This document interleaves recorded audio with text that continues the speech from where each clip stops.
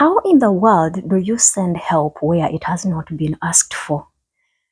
Hey, the hypocrisy in the West is just ridiculous. When there's a place that is crying for help because they're lacking supplies, kids are dying, pregnant mothers are dying, and everything, they're really, really in need. And they're saying we need help.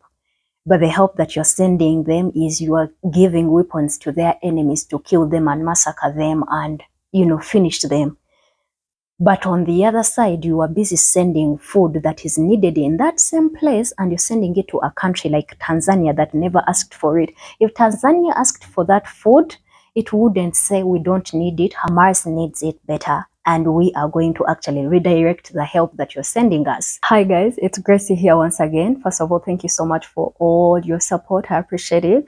Today we have an interesting topic to dive into, and I want you guys to put your opinions in the comment section. Let's dive right into it. Breaking news. Let's get into some updates on what's going on globally and how it ties directly into Palestine.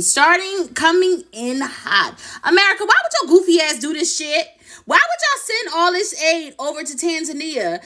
I get it. In Tanzania, there's some shit going on. But you know what? I am so proud of my people. I'm so freaking proud of them because America tried to drop off tons of aid in Tanzania and they smelled bullshit immediately. They said, hell no, you better pick this shit up and take it straight to Gaza. What the fuck is you doing? Don't you think that they need this? We're good. We've eaten. And while our supplies may be limited, we're good. There's people that are literally dying by the second in Gaza. Why are you not sending this aid over there? Let's get into it. United States of America, USA sent aid to Tanzania. Tanzanians say they don't need the aid. They said, come get your shit, Joe. Come get this shit. Some of you that are in Tanzania, you should help me. You guys are our neighbors. What is going on in Tanzania that is forcing the United States to actually send help? Because apparently, United States realized that Tanzania needs help, but Tanzania never asked for it. Personally, I've always been against foreign aid and aid in its entirety. No, do not misunderstand me for being such a sensitive human being towards people that are going through the hardest situations in their lives and they need help. Because trust me, I've been in that position. However, I have a problem with people that normally wants you to keep looking up to them and sticking out your hands for help and for salvation from them instead of them teaching you how to fish. They keep putting that fish on your table.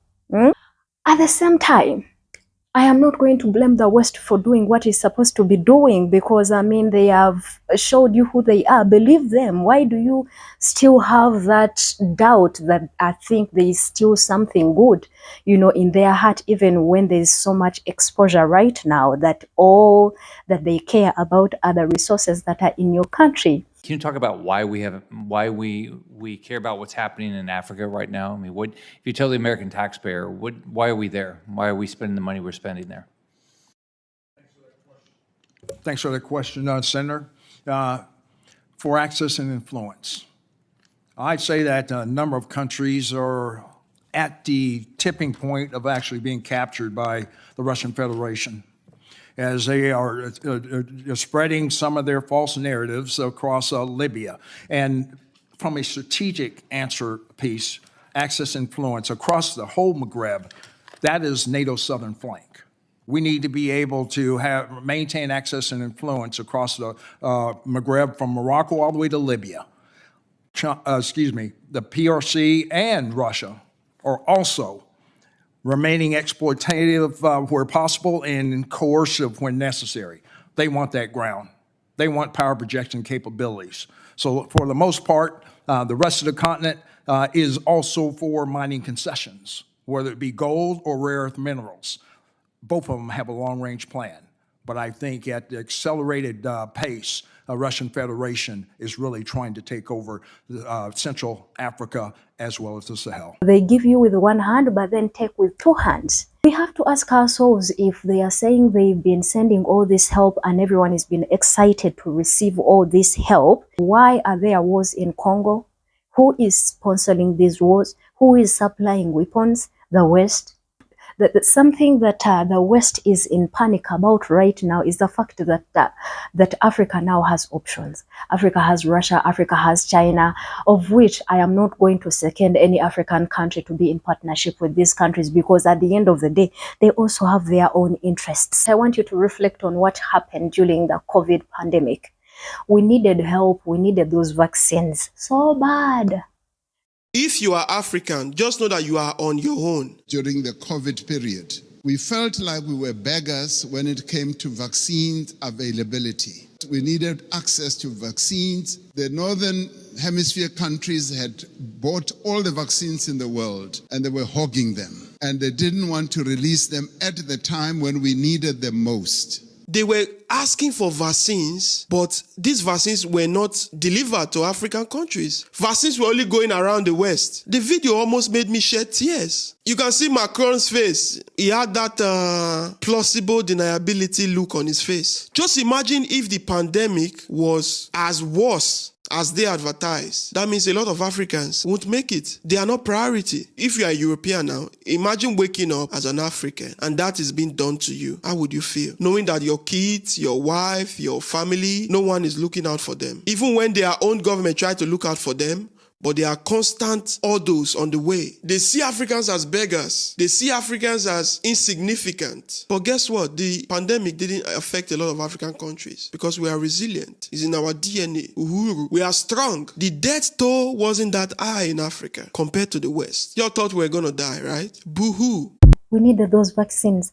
And trust me, we are not trying to beg. We were actually giving our resources and we were giving our money. We were saying, hey, we have the money. Can you please help us? We get the vaccines.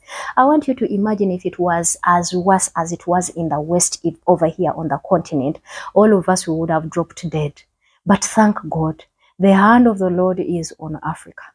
And it has been protecting us and we have been surviving. When they said no to our money when we were just trying to get vaccines for our own people, we still managed to survive through our own means. And I feel like this is time for us to formulate our own solutions and stop looking towards these people thinking they are going to save us, because they really don't care. They've never cared, they will never care. All they care for is give them money, give them your resources, and that's all. What makes you think right now them sending posho to Tanzania is because they really care? I applaud Tanzania for saying no. They are actually sending this help to, where Hamas, the Hamas people that need that help. Yeah, that's where they're sending this help to. America, if you need to help, go help those people. But instead of helping them, you are busy supplying weapons to make sure that you kill them, finish them. What did they do? I felt excited when Mama Suluhu said no. We did not ask for this, so sweetheart, take it where it's supposed to be. We don't need it. Yeah, the resources that we have here are enough. We can feed ourselves, and that is all. Plus, aren't there enough kids that are starving in America? Aren't there people that are starving and that are homeless in America? Aye. There are so many people that are starving in America that are homeless, that are just going from shelter to shelter, instead of you stealing these same resources and taxes that your own people pay.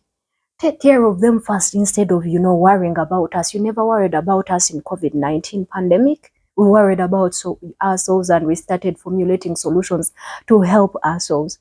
Take that help and help your own people. Don't make us think that everything in the West is just glamorous and everything is okay. People are struggling. People are still complaining about the immigration rates, how you guys are allowing immigrants to come to your country and they are taking over the jobs that the nationals are supposed to be taking, and all you care for is giving posho to people in Tanzania that never even asked for it. US reminds me of some men here that literally can buy meat in the neighbor's home to create an impression that they are the best husbands when their family are actually eating beans. I'm not saying beans are bad, they are healthy. But I mean, if you can provide for your neighbor's household, but you can't provide for your own family, and they are struggling and they are complaining and they are starving and they are dying, and you think you are doing such a great job. Men, first of all, take care of your own responsibilities in your own countries and then start worrying about us, because we know of all the people you really don't care and you don't mind. Yeah, Mind you, we are not asking for it anymore. All we are looking for is now devising for means and finding strategies to get ourselves out of these impoverishments that you guys have kept us in for decades. And I applaud all the leaders that are like Mama Sumia Suluhu and other leaders that are coming up that are saying no. We really need more bold leaders like her. People that are going to stand on their 2 feet and show the West their middle finger and tell them, if you, we don't care about what you think you have for us. A lot of us have seen our leaders dancing like little pets, like dogs wagging their tails, just because of the crumbs that have been thrown. It is those crumbs that have kept the continent and our countries in this same position. So if we are taking a stand and we are saying no, and we are saying there are more other people that need this help more than us, help your own, help the people that you've destabilized instead of us, hey, you're going to realize there's so much growth that is going to happen within the shortest period of time, because we are going to find and formulate our own solutions. If we become that bold and say no, no to their rules, no to telling us do this, no to telling us we are doing this, if you don't do this, we are going to sanction you. It is time for us to sanction the West. Yeah, just like they've been throwing sanctions at us, it is time for us to sanction them and tell them, hey, if you don't move on our terms, if you go against what we have agreed on, we are sanctioning you as well. Because trust me, we have all it takes to sanction them. This period of time in our history as Africa, in the African leader, is very, very crucial. And it is going to either drag us in a different good direction or a different bad direction. But I feel like that period of time where they throw crumbs and everyone starts jumping and wagging their tails is over, and we are saying no. Instead of sending this help to us, there is another country that you destabilized because you started supplying weapons to another. So instead of doing that, make sure you help others. Anyways, guys, what do you think? I've been here and there on this video, so I don't know if I even make sense, but let me know what you think in the video. And if you haven't subscribed, of course, consider subscribing. This is Gracie, and I'll see you in another video. Bye, sweethearts.